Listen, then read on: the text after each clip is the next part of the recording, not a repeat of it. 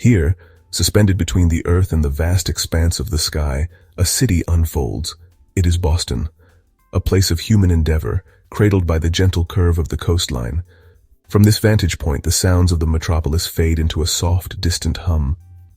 The hurried pace of life below transforms into a slow, rhythmic dance. We are invited to simply observe, to watch as the early morning light spills across the landscape, catching the edges of buildings and illuminating the quiet waterways. It is a world revealed not in its intricate details, but in its grand, harmonious design. A living, breathing organism of brick, glass, and green. The Charles River. It is the city's great artery, a shimmering ribbon of life that winds its way to the sea. At this early hour, its surface is like polished glass. It reflects the soft pastels of the dawn sky with perfect clarity. The river does not rush. It meanders with a slow, ancient grace, its path dictated by the contours of the land. Along its banks, the first signs of activity emerge. A lone rowing shell glides across the water, its oars dipping in silent rhythmic succession. It leaves a fleeting, delicate wake, the only disturbance on an otherwise placid surface. The river is a constant presence, a source of calm and continuity in the ever-changing city. Here, the bridges that span the Charles become elegant sculptural forms. The Longfellow Bridge, with its distinctive salt and pepper shaker towers, stands as a quiet sentinel.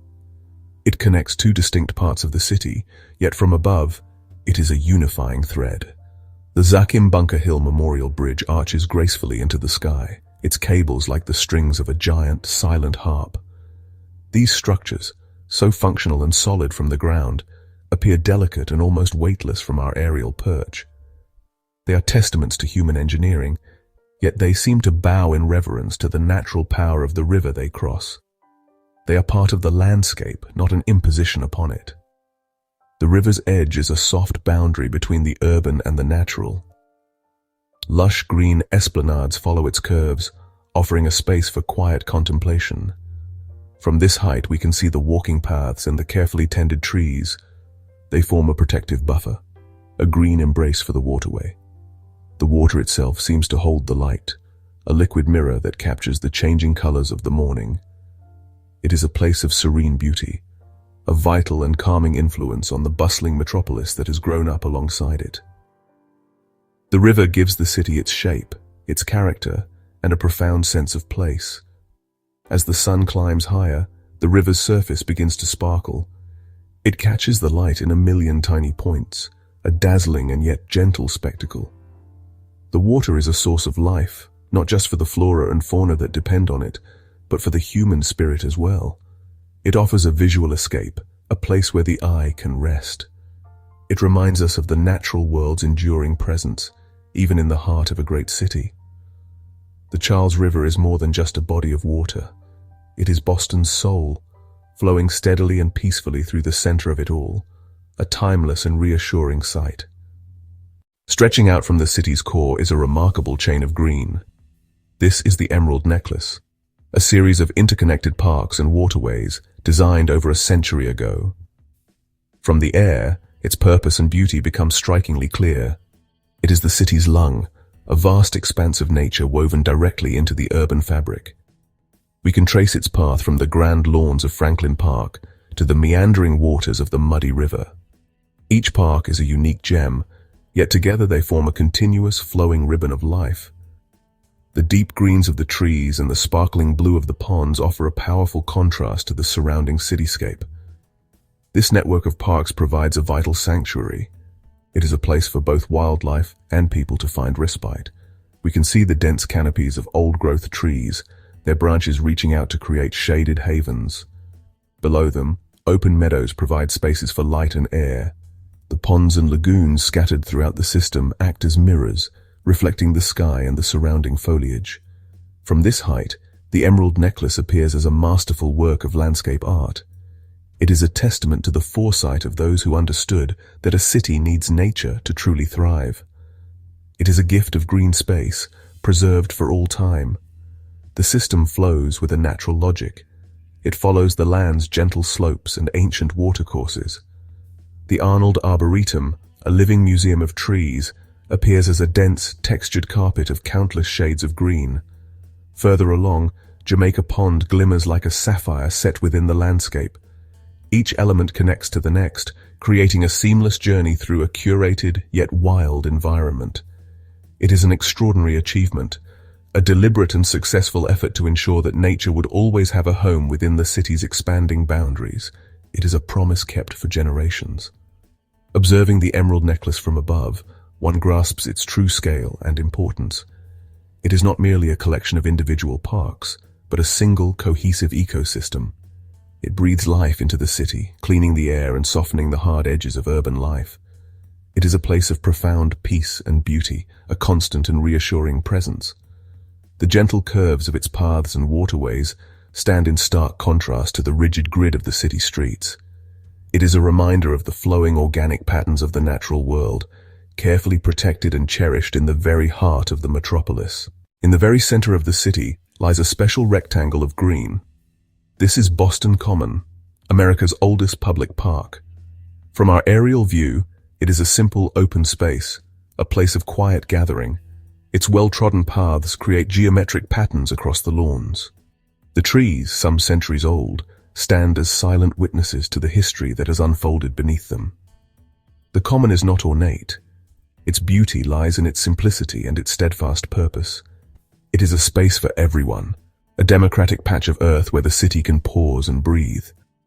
The Frog Pond, a small, unassuming pool, glints in the sunlight, a focal point of gentle activity. Adjacent to the Common, separated by a single street, is the public garden. And here, the character changes. From above, the garden is a tapestry of intricate design and vibrant color. It is a Victorian creation, a place of deliberate and cultivated beauty. We can see the winding paths, the formal flower beds bursting with seasonal blooms, and the graceful weeping willows that dip their branches towards the lagoon. The famous swan boats, small specks of white from this height, trace slow, lazy circles on the water.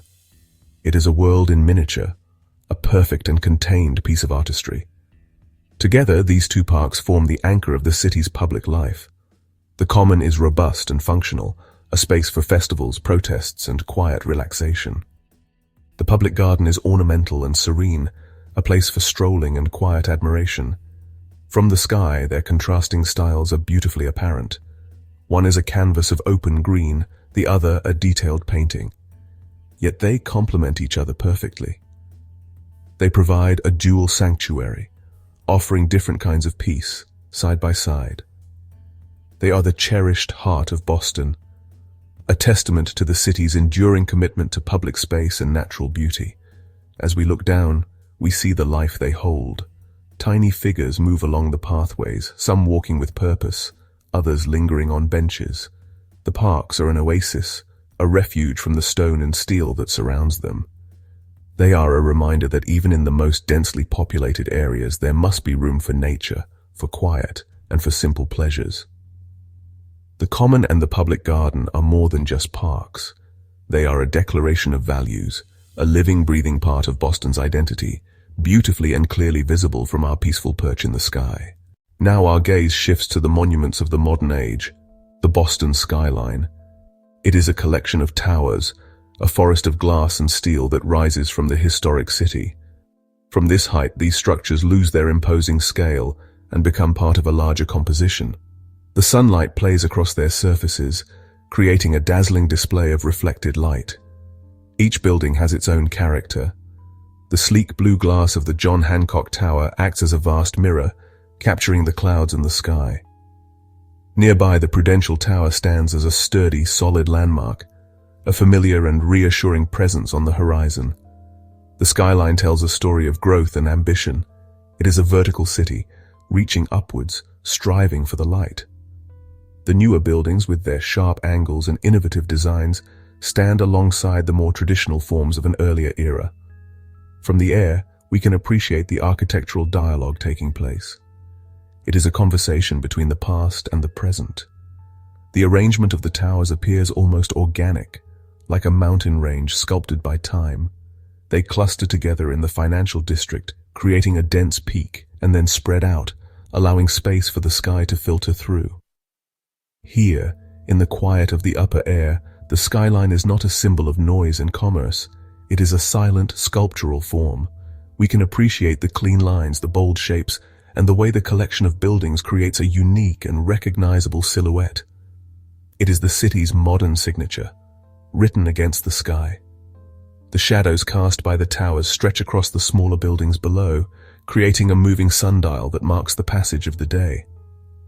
It is a powerful and yet peaceful sight, a testament to human creativity and engineering viewed from a tranquil distance.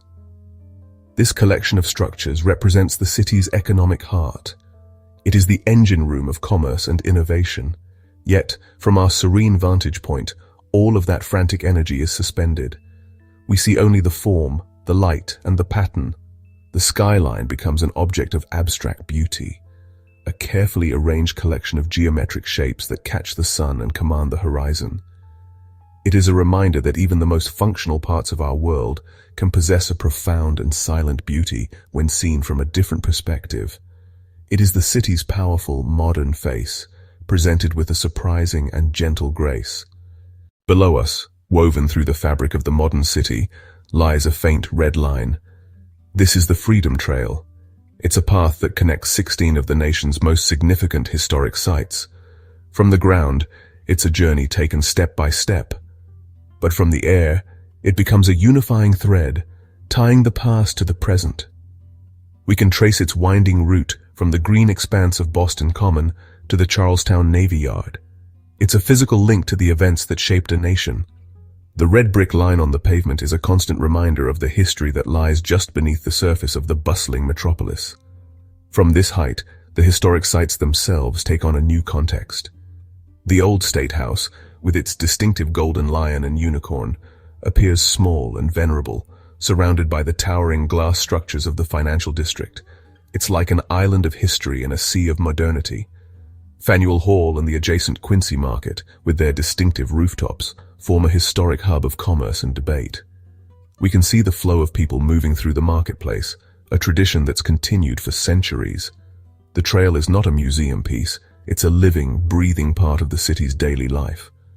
The trail leads us across the water to Charlestown. Here, the USS Constitution, the world's oldest commissioned warship afloat, rests at its mooring. From above, its tall masts and intricate rigging are a marvel of craftsmanship. It's a powerful symbol of endurance and resilience. Nearby, the Bunker Hill Monument, a simple granite obelisk, points to the sky. It marks the site of a pivotal early battle. Seeing these sites from the air, one can understand their strategic placement and their relationship to the harbor and the city. The landscape itself becomes a history book. The Freedom Trail is more than just a tourist path. It's the city's memory, made visible. It ensures that the stories of the past are not forgotten, not paved over by the relentless march of progress. From our vantage point, we see how seamlessly this history is integrated into the contemporary city. The old and the new do not just coexist, they are in constant dialogue.